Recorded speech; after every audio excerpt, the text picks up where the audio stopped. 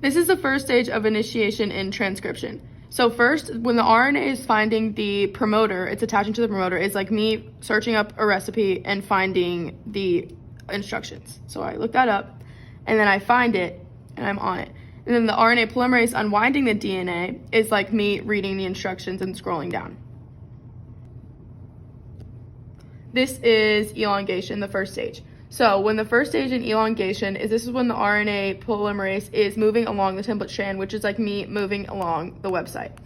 And then for elongation, the second stage of elongation is when we copy down the instructions, just like when the RNA polymerase makes a complementary copy from the DNA. So I would write this down.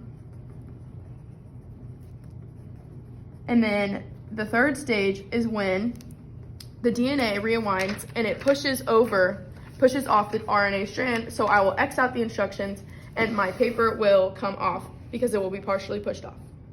And this is termination. So what I'll do is I will swipe out of the instructions and I will fall off because I am the RNA polymerase.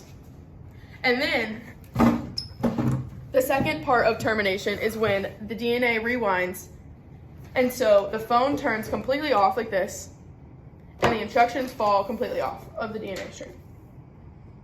I am the tRNA carrying the MET. It's going to join with SRS and mRNA at the AUG in my hands, which is my hands, and then the LRS is going to join the bouquet together. I'm now the second tRNA, and I'm going to bring in an amino acid.